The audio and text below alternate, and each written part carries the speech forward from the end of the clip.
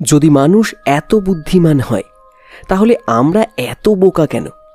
আমরা চাঁদে পৌঁছেছি, পরমাণু বিভক্ত করেছি, ডিএনএর রহস্য উদ্ঘাটন করেছি, এবং তবুও আমাদের সমস্ত জ্ঞান এবং প্রজ্ঞা নিয়ে আমাদের পরিবেশগত ধ্বংসের দ্বার প্রান্তে রয়েছে, হয়তো তৃতীয় বিশ্বযুদ্ধের দ্বার প্রান্তে।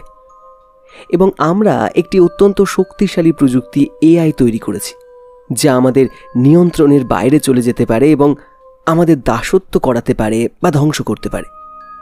এটিকে ঝুঁকি বা হুমকি বা সুযোগ হিসেবে ভাবার আগে শুধু ভেবে দেখুন এর অর্থ কী হবে যদি আমরা ক্রমবর্ধমানভাবে আমাদের জীবন কৃত্রিম বুদ্ধিমত্তা থেকে আসা সাংস্কৃতিক নিদর্শনের মধ্যে আবদ্ধ হয়ে বাঁচি। এআই নিয়ে এত উৎসাহ রয়েছে, বিশেষ করে বাজারে। আজকাল আপনি যদি মানুষের কাছে কিছু বিক্রি করতে চান তবে তাকে এআই বলুন। প্রতিটি স্বয়ংক্রিয় মেশিন এআই নয়, যা এআইকে এআই করে তোলে তা হলো এটি নিজে থেকে শিখতে এবং পরিবর্তন করতে পারে এবং এমন সিদ্ধান্ত এবং ধারণা নিয়ে আসতে পারে যা আমরা পূর্বাভাস দিতে পারি না, পারব না। এআই শব্দটিকে এটিকে এলিয়েন ইন্টেলিজেন্সের সংক্ষিপ্ত রূপ হিসেবে ভাবা আরও সঠিক। প্রতি বছরের সাথে সাথে এআই কম কৃত্রিম এবং বেশি এলিয়েন হয়ে উঠছে। এই অর্থে যে আমরা ভবিষ্যৎবাণী করতে পারি না এটি কী ধরনের নতুন গল্প, ধারণা এবং কৌশল নিয়ে আসবে, এবং এটি চিন্তা করে, এটি মৌলিকভাবে এলিয়েনের উপায়ে আচরণ করে। এটি এআই এবং এটি শুধু তত্ত্ব নয়, আমরা এটি আমাদের চারপাশে দেখছি। আমি পৃথ্বীশ, আপনারা শুনছেন যন্তর মন্তর অডিও পডকাস্ট। আজ আমি ইউভাল নোয়া হারারির, একজন হিব্রু বিশ্ববিদ্যালয়ের বিখ্যাত ইতিহাসের অধ্যাপক এবং নেক্সাস পাথরের যুগ থেকে এআই পর্যন্ত তথ্য নেটওয়ার্কের ইতিহাস বইয়ের লেখক, তার বলা মূল বক্তব্যগুলো এআই নিয়ে আপনাদের সামনে অডিও মাধ্যমে তুলে ধরছি। আশা করি ভালো লাগবে। যখন একটি নতুন প্রযুক্তি উদ্ভাবিত হয় এটি সমস্ত সামাজিক, অর্থনৈতিক এবং রাজনৈতিক কাঠামো পরিবর্তন করে, এবং এটি প্রায়শ একটি অপরিবর্তনীয় বা অনির্ধারিত উপায়ে করে। উদাহরণস্বরূপ, বিংশ শতাব্দীতে গণমাধ্যম এবং গণতথ্য প্রযুক্তির উত্থান, যেমন টেলিগ্রাফ, রেডিও এবং টেলিভিশন, একদিকে বড় আকারের গণতান্ত্রিক ব্যবস্থার ভিত্তি তৈরি করেছে এবং অন্যদিকে বড় আকারের স্বৈরাচারী ব্যবস্থার জন্য। আধুনিক তথ্য প্রযুক্তির উত্থানের আগে প্রাচীন মেসোপটেমিয়ার রাজারা বা রোমান সম্রাটরা বা চীনা সম্রাটরা তাদের তথ্য সংগ্রহের ক্ষমতা খুবই সীমিত ছিল। তারা সমাজ, অর্থনীতি এবং সাংস্কৃতিক জীবনের প্রতিটি ব্যক্তির ওপর নিয়ন্ত্রণ রাখতে পারত না। তাদের কাছে এটি করার জন্য প্রয়োজনীয় তথ্য ছিল না। একবিংশ শতাব্দীর পর্যন্ত সমস্ত তথ্য প্রযুক্তি জৈব নেটওয়ার্ক ছিল, আমাদের জৈব মস্তিষ্কের ওপর ভিত্তি করে। আমরা চক্রের মাধ্যমে চলি, কখনো দিন, কখনো রাত, শীত এবং গ্রীষ্ম আছে, বুদ্ধি এবং ক্ষয় আছে, কর্মকাণ্ডের সময় আছে এবং তারপর বিশ্রাম এবং ঘুমের সময় আছে। ওয়াল স্ট্রিটের কথা ভাবুন। ওয়াল স্ট্রিটও আজও পর্যন্ত এই জৈব যুক্তি মেনে চলেছে। বাজার শুধুমাত্র সোম থেকে শুক্রবার খোলা থাকে এবং তারপর সপ্তাহান্তে বন্ধ থাকে, এবং এইভাবে জৈব প্রাণীটা কাজ করে। এমনকি ব্যাংকার, বিনিয়োগকারী এবং অর্থদাতারা, যতক্ষণ তারা মানুষ এবং অ্যালগরিদম নয়, তাদের সব সময় ব্যক্তিগত সময় থাকে। এআই উত্থানের আগ পর্যন্ত, এমনকি সবচেয়ে স্বৈরাচারী শাসন যেমন সোভিয়েত ইউনিয়নে, তারা সবাইকে সব সময় নজরদারি করতে পারত না। সোভিয়েত ইউনিয়নের কাছে পর্যাপ্ত কেজিবি এজেন্ট ছিল না প্রতিটি সোভিয়েত নাগরিককে 24 ঘন্টা অনুসরণ করার জন্য। এবং এমনকি যদি আপনি কোনোভাবে সব মানুষকে সব সময় অনুসরণ করতে পারতেন, তাদের কাছে পর্যাপ্ত বিশ্লেষক ছিল না সমস্ত তথ্য পর্যালোচনা করে এবং এর অর্থ বোঝার জন্য। তাই জৈব তথ্য নেটওয়ার্ক, তারা সবসময় চক্রের মাধ্যমে চলে, সব সময় বিশ্রামের সময় থাকে এবং সব সময় একটি মাত্রা গোপনীয়তা থাকে। কিন্তু আমরা এখন একটি নতুন ধরনের তথ্য নেটওয়ার্কের উত্থান দেখছি, বা অজৈব, যা এআইয়ের ওপর ভিত্তি করে। এটির কোনো বিরতির প্রয়োজন নেই, তারা সব সময় চালু থাকে এবং তাই তারা আমাদেরকেও বা আমাদেরও সবসময় চালু রাখতে বাধ্য করতে পারে, সবসময় নজরদারি করা, সবসময় পর্যবেক্ষণ করা।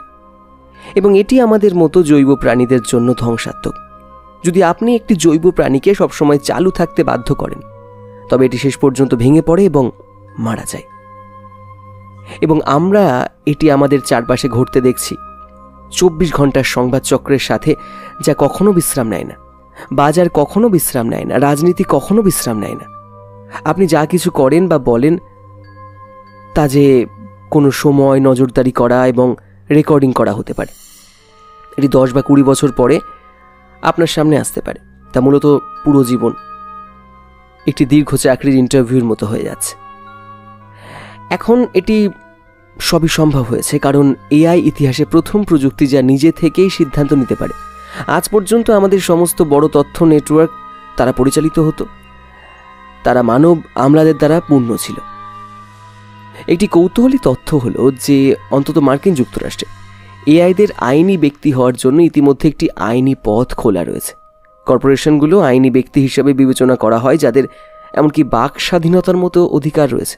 তাই উদাহরণস্বরূপ, এটি একটি ব্যাংক অ্যাকাউন্ট খুলতে পারে। কর্পোরেশনগুলো ব্যাংক অ্যাকাউন্ট খোলে, এআই কেন পারবে না? এটি একটি কর্পোরেশন, এটি অর্থ উপার্জন করতে পারে এবং তারপর তার অর্থ নিয়ে বিনিয়োগ করতে পারে। এবং যেহেতু এটি বিনিয়োগের সিদ্ধান্ত নেওয়ার ক্ষেত্রে এত ভালো, এটি $1 বিলিয়ন উপার্জন করেছে। আমরা এমন একটি পরিস্থিতিতে থাকতে পারি যখন মার্কিন যুক্তরাষ্ট্রের সবচেয়ে ধনী ব্যক্তি মানুষ নয়, মার্কিন যুক্তরাষ্ট্রের সবচেয়ে ধনী ব্যক্তি একটি ইন্টিগ্রেটেড এআই। তাই এই পরিস্থিতির জন্য আইনি এবং ব্যবহারিক পথ খোলা রয়েছে। তাই আমরা যা মুখোমুখি হচ্ছি তা নয়। আপনি জানেন, হলিউডের সায়েন্স ফিকশনের মতো পরিস্থিতি, যেখানে একটি বড় খারাপ বা মন্দ কম্পিউটার বিশ্বকে দখল করার চেষ্টা করছে, না, এটি মোটেও তেমন নয়। এটি বরং লক্ষ লক্ষ এআই আমলাদের মতো, যাদের আমাদের সম্পর্কে সিদ্ধান্ত নেয়ার জন্য ক্রমবর্ধমানভাবে আরও বেশি কর্তৃত্ব দেয়া হচ্ছে ব্যাংকে, সেনাবাহিনীতে, সরকারে। এবং আবার এতে ভালো সম্ভাবনা রয়েছে। তারা আমাদের ইতিহাসের সেরা স্বাস্থ্য সেবা প্রদান করতে পারে, কিন্তু অবশ্যই বিশাল ঝুঁকিও রয়েছে। কি হবে যদি আপনি আর বুঝতে না পারেন কেন ব্যাংক আপনাকে ঋণ দিতে অস্বীকার করলো, কেন সরকার বা সেনাবাহিনী এটি বা ওটি করল? যখন ক্ষমতা জৈব মানুষ থেকে এলিয়েন অজৈব এআইয়ের দিকে সরে যায়, তখন আমাদের জীবন গঠনকারী সিদ্ধান্তগুলো বোঝা আমাদের জন্য আরও বেশি কঠিন হয়ে পড়ে। তথ্য সম্পর্কে সবচেয়ে বড় ভুল ধারণা হলোই তথ্যই সত্য। এটা একটি নতুন টপিক। বেশিরভাগ তথ্য কিন্তু সত্যি নয়। সত্য একটি বিরল এবং ব্যয়বহুল এবং দামি ধরনের তথ্য।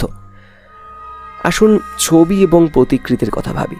গত 2000 বছরে মানুষ বিলিয়ন বিলিয়ন প্রতিকৃতি তৈরি করেছে যিশুর, কিন্তু তাদের মধ্যে একটিও প্রকৃত চিত্র নয়, কারণ আমরা জানি না যিশু কেমন দেখতে ছিলেন। তার জীবদ্দশায় একটিও প্রতিকৃতি তৈরি হয়নি এবং বাইবেল তার চেহারা সম্পর্কে একটিও শব্দ বলে না। কাল্পনিক তথ্য তৈরি করা খুব সহজ, কারণ আপনার কিছু গবেষণা করার দরকার নেই, আপনার প্রমাণের প্রয়োজন নেই।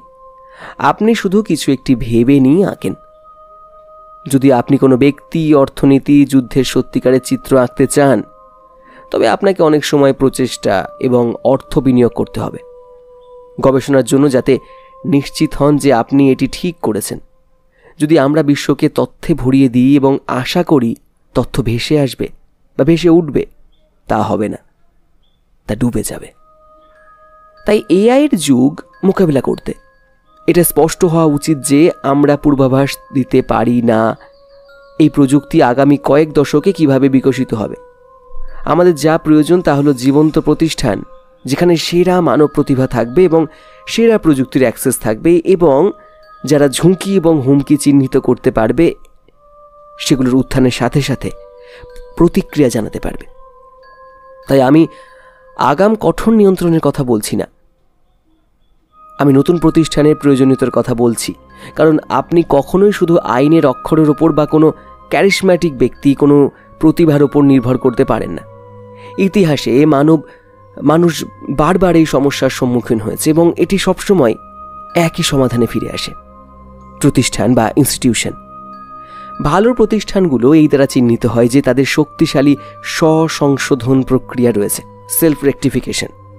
একটি স্বসংশোধন প্রক্রিয়া হলো এমন একটি প্রক্রিয়া যা এটিকে সত্তাকে তার নিজের ভুল চিহ্নিত করতে পারে এবং সংশোধন করতে পারে বা সংশোধন করতে দেয়। আপনাকে পরিবেশের ওপর, বাইরের কিছুর ওপর নির্ভর করতে হয় না আপনার ভুল সংশোধন করার জন্য। আপনি নিজের ভুল সংশোধন করতে পারেন। এটি যে কোনো কার্যকারী জীবের একটি মৌলিক বৈশিষ্ট্য। একটি শিশু কিভাবে হাঁটতে শেখে? বেশিরভাগই স্বসংশোধনের মাধ্যমে। এটি পুরো দেশ পর্যন্ত যায়। এটি গণতান্ত্রিক ব্যবস্থার মূল। নির্বাচন কি? নির্বাচন হলো একটি স্বসংশোধন প্রক্রিয়া। আপনি একটি নির্দিষ্ট দল বা ব্যক্তিকে ক্ষমতা দেন। আপনার নীতি চেষ্টা করে দেখুন। কিছু সময় পর যদি আপনি মনে করেন আপনি ভুল করেছেন, এটি ভুল নীতি ছিল, এটি ভুল দল ছিল, আরেকটি নির্বাচনের রাউন্ড আছে, এবার অন্য কিছু চেষ্টা করুন। গণতন্ত্রের পুরো অর্থ হলো আপনার কাছে প্রচুর মানুষ আছে, দিনের বিষয়গুলো নিয়ে কথা বলছে, এবং এটি কোনো কাকতালীয় নয় যে গণতান্ত্রিক কথোপকথন বিশ্বজুড়ে ভেঙে পড়ছে কারণ অ্যালগরিদমগুলো এটিকে হাইজ্যাক করেছে। আমাদের কাছে ইতিহাসের সবচেয়ে উন্নত তথ্য প্রযুক্তি রয়েছে এবং আমরা একে অপরের সাথে কথা বলার ক্ষমতা হারাচ্ছি। একটি যুক্তিপূর্ণ কথোপকথন ধরে রাখার ক্ষমতা হারাচ্ছি। মানুষের মধ্যে কথোপকথন রক্ষা করার জন্য আমাদের কথোপকথন থেকে বট নিষিদ্ধ করতে হবে। আমাদের নকল মানুষ চিহ্নিত করতে হবে। এআইদের আমাদের সাথে কথা বলতে স্বাগত জানাতে উচিত শুধুমাত্র যদি তারা এআই হিসেবে নিজেদের পরিচয় দেয়। এবং ব্যক্তি হিসাবে সেরা সুপারিশ হলো ডেটা ডায়েট বা তথ্য ডায়েটে যাওয়া। যেমন মানুষ খাবারে ডায়েট করে, তথ্য হলো মনের খাদ্য। অধিক তথ্য সবসময় আপনার জন্য ভালো নয়। মাঝে মাঝে তথ্য উপবাস করা ভালো, যখন আমরা আর কিছু গ্রহণ করি না, কিছু শুধু হজম করি এবং ডিটক্সিফাই করি। একইভাবে আমাদের যে তথ্য আমরা মনকে খাওয়াই এবং তার গুণাবলীর দিকে নজর দেওয়া উচিত। যদি আমরা আমাদের মনকে লোভ, ঘৃণা এবং ভয়ে পূর্ণ এই সমস্ত আবর্জনা তথ্য দিয়ে পূর্ণ করি, তবে আমাদের মন অসুস্থ হবে। বন্ধুরা, আপনারা শুনলেন ইউভাল নোয়া হারারির একটি ইন্টারভিউয়ের ভাবানুবাদ। পড়ে শোনালাম আমি পৃথ্বীশ যন্তর মন্তর অডিও পডকাস্টে। আপনাদের মতামত এআই সম্পর্কে কি সেটা লিখে জানাতে ভুলবেন না। অজানাকে এভাবেই জানতে থাকুন। নতুন পর্ব নিয়ে ফিরব। Take care and good by.